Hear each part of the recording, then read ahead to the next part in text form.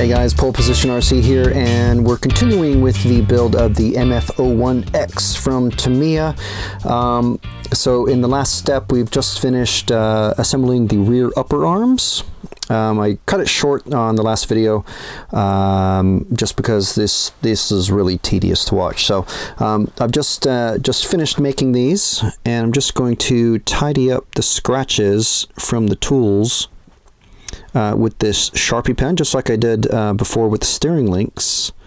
So now you can't tell that they were scratched hardly at all. Yeah, so there we are. That is that. Now, step 20, attaching the rear arm. So you can just about make that out. So we're going to open up another parts bag.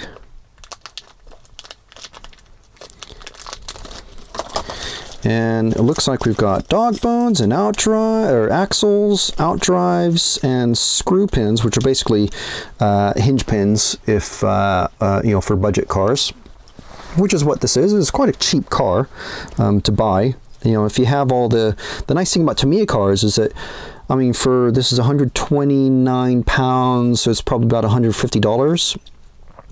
You get a cool looking car. Something you can upgrade if you want, but you know, you don't have to, and you know, quite a lot of fun. So we've got but yeah, you don't have to upgrade it if you don't want to. So we've got these here, and we're going to be putting these screw pins through here.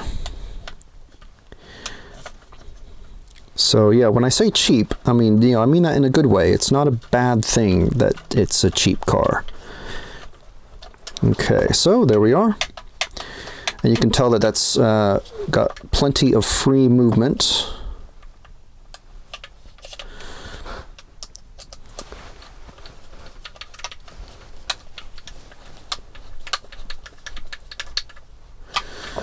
And again, same with that side. So you know what I said in previous video about all the parts coming together. It's really starting to come together and look like a car now once you're getting the stuff like that on there. Okay, so let's see, what else have we got?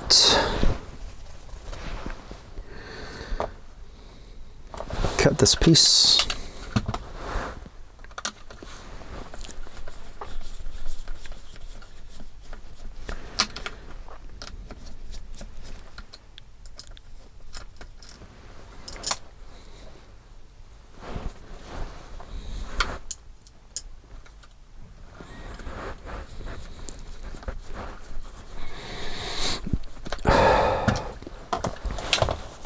All right, next step is to assemble the rear dampers. And now you'll note that these are not oil-filled shock dampers. This is what I meant about this being a cheap car.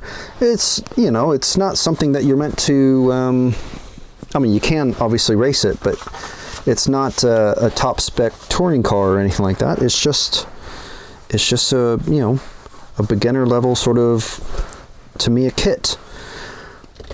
Let's see. Okay, so we've got parts from C. It looks like we're only building 2. Yes, it tells you make 2. Okay, so we've got 15. Let's cut these off. These are the tops. Now, of course, what I was saying was oil-filled shocks are going to perform a lot better. These are going to be quite springy and bouncy, but they'll do the job, you know, just enough. Let's see, C7. They look like shocks. They'll perform roughly like shocks. And you know, they'll be just enough.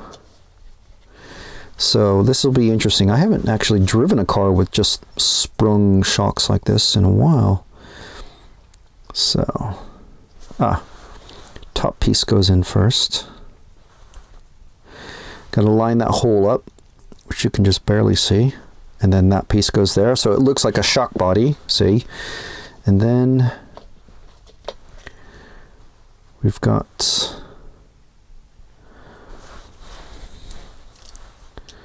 that piece, and there you go. It looks kind of like a shock, I guess.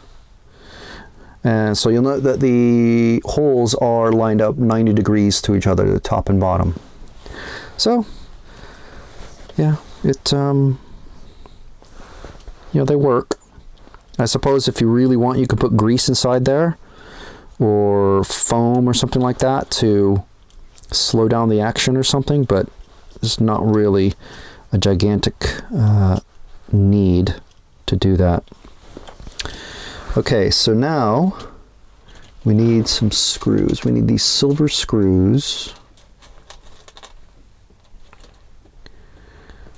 here, and A11, which are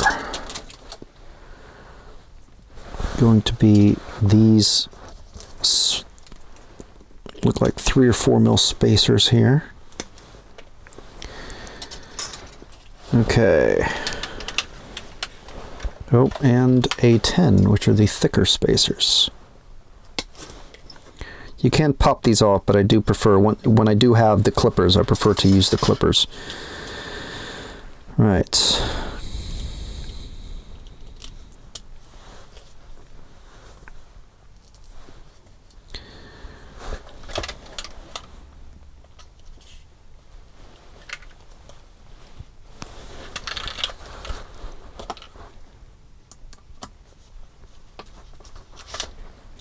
Oop, the whole thing just came off. Doesn't really need to be held in place, but I'm just doing it anyway.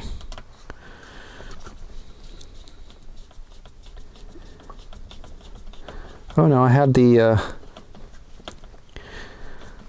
assembly slightly wrong. They are meant to twist into place. There we are. So that the holes are meant to line up. So my bad. And that way they actually prevents it, it kind of locks it in place, so it prevents it from sliding out like it just did. Okay. Learning something with every step of building this kit. So like I said, I haven't built a Tamiya kit in a very, very long time.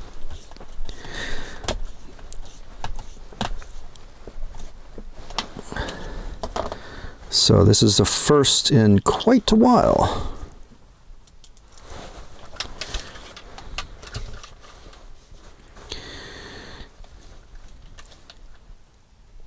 And that, how's that meant to fit there? That is, I suppose it will be a tight fit though.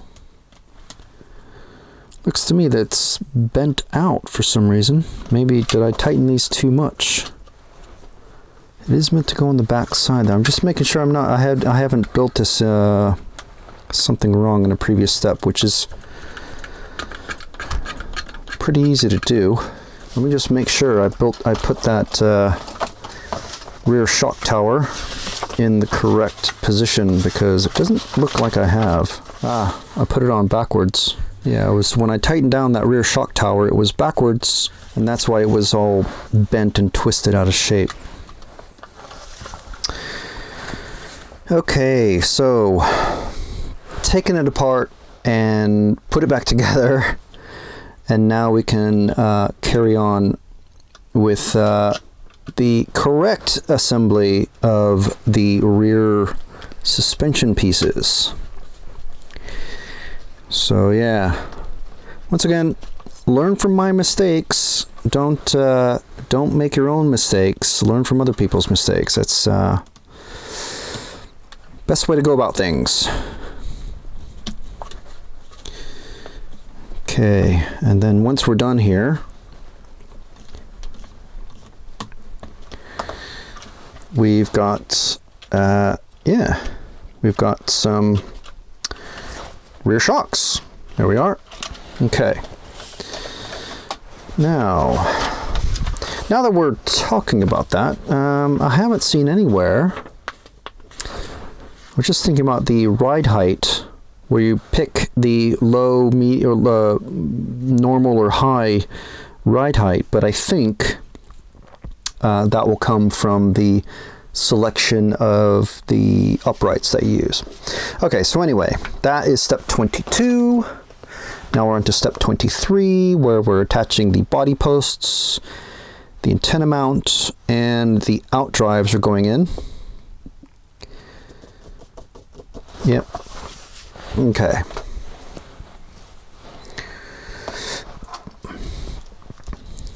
Here's the antenna mount. And here's one of the body posts.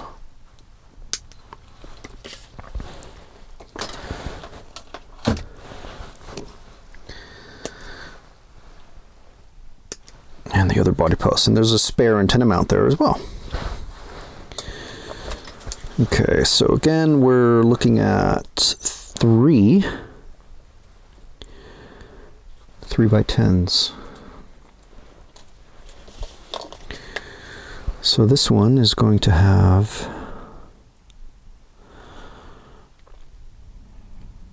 where's that going to go? Ah, there.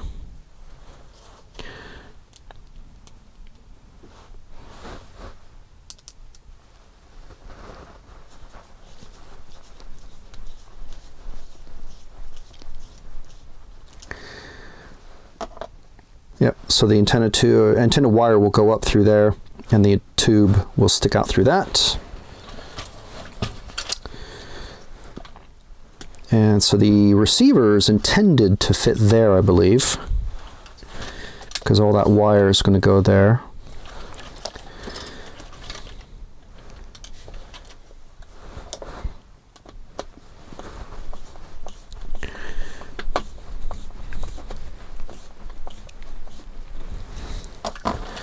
This is another one of those steps, putting the body posts on, that really starts to help the car start to look like a car. Okay, and now we've got the out drives. So we've got 2 of these out drives. We've already got plenty of grease on the inside of where they go into the diff. So that's fine. Don't need to grease that up, because that's one of the steps that you need to do. And then we've got these O-rings that need to go on the insides of the diff out drives. So depending if they stick in or not, looks like they will. Just push them in gently. Now you can use the dog bones to do this as well, like that. And then for the other one,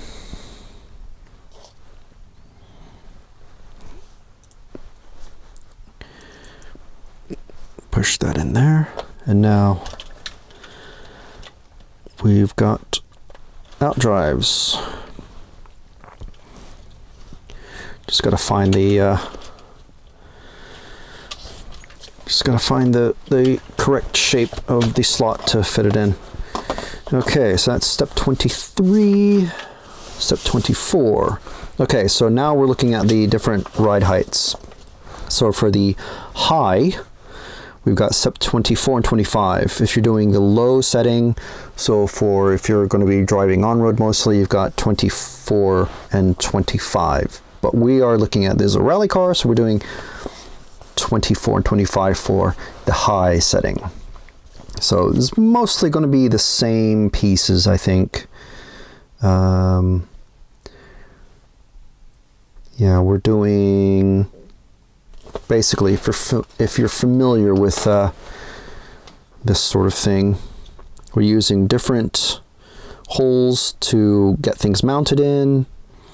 For the outer hinge pins, and then different mounting holes for the, if you can see, here's the difference for, this is the high setting. So if you put it in the bottom hole, obviously that the axle is going to be stuck a little bit higher than for the low setting, which you can see here. And then the same thing for the upper link mount, the upper arm, I should say. For the upper arm, you can see there's the upper arm that we made earlier. And for the high setting, it fits into the top hole, and for the low setting, it fits into the bottom hole. Okay, right. It's not perfectly clear there, but it's somewhat clear. So this is there's a lot going on in this step compared to previous steps. So we'll take it one side at a time, I think. So we've got F, which are the red pieces, and then we've got the B, that weird shaped B piece, which I noted earlier. I thought it was for something else. I thought it was a front shock tower, but it's not. These actually clamp onto the top of the rear hub carriers. So that's a bit interesting. Okay. So that goes there, I think. Yes. That's weird. Very just an interesting combination. One screw holds that in place, which will be 3x10s.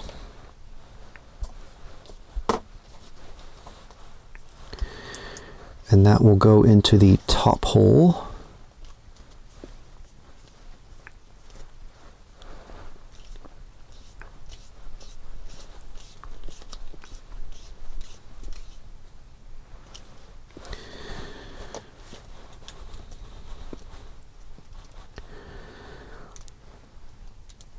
I don't think I've ever seen like extensions like this before for rear hub carriers like that. That's quite funky. Okay, now we need a couple of bearings.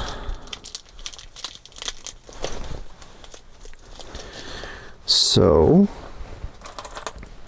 just to save myself a little bit of headache, I'm going to do the grease. And again, I'm doing the grease using this Cow RC Utter Butter. And that's to just keep moisture and wetness and whatnot out of the metal of that bearing. So what I'm doing is I've applied it on this axle, but I'm transferring it to that axle. So I get a minimum of sticky grease on my fingers, basically.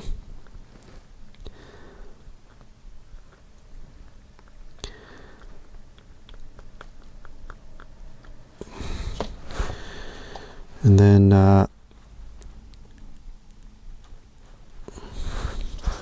putting that one on, and then we're doing this bearing. Gets the same treatment.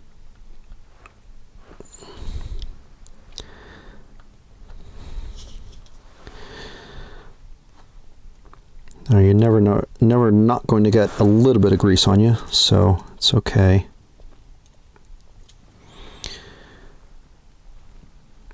And there we are.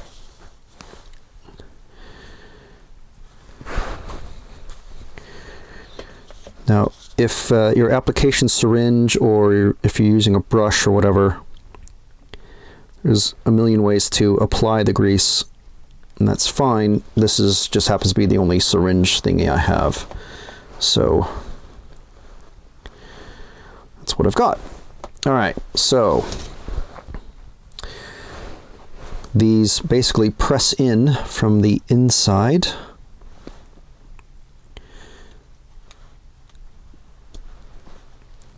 And obviously there's going to be another bearing that goes there. But for the meantime, we're not going to jump ahead as much as possible. So another couple of O-rings, and those get pressed into place as well. And these just help keep the dog bones in place. If if you're wondering what why you're putting O-rings in the axle cups. Okay, so there we are. That's complete now. And then, no, we need these here. So these are, because for the high setting, we're going for the top screw hole for these mounting pieces.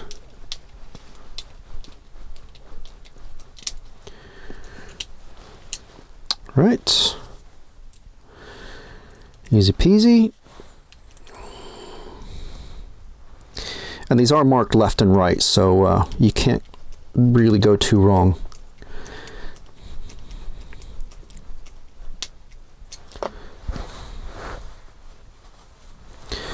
Okay, so now we need the short screw shafts, which are these, screw pins as Tamiya calls them.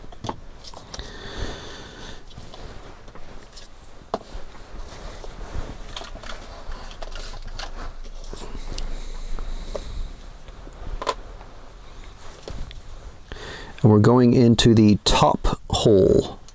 Is that right? Top hole.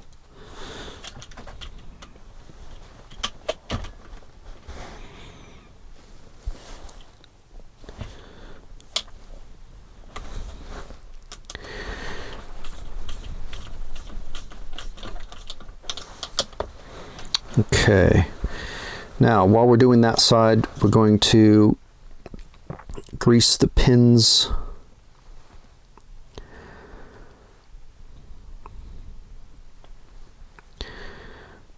on both sides here. Sorry if I was hiding that a little bit. Not too much.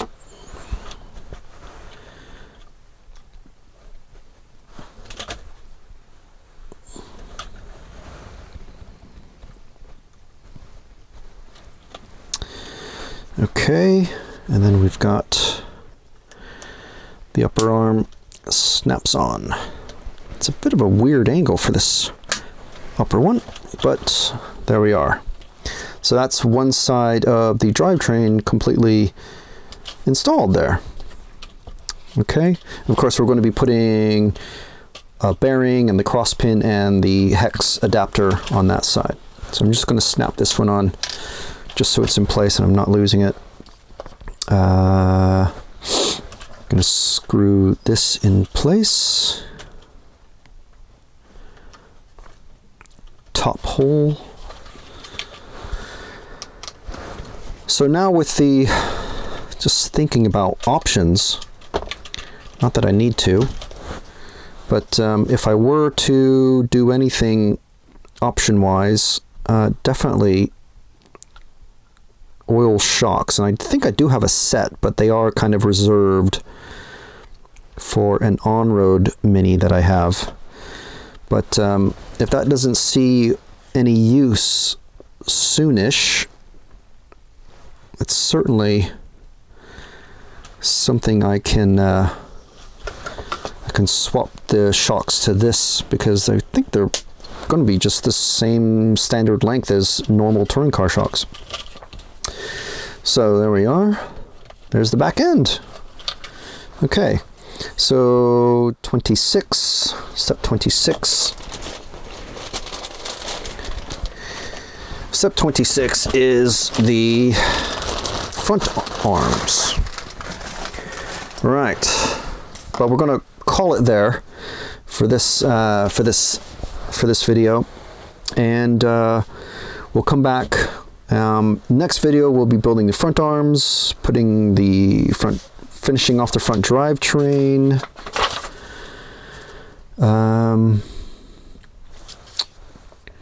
Putting the shocks on. It should be pretty quick.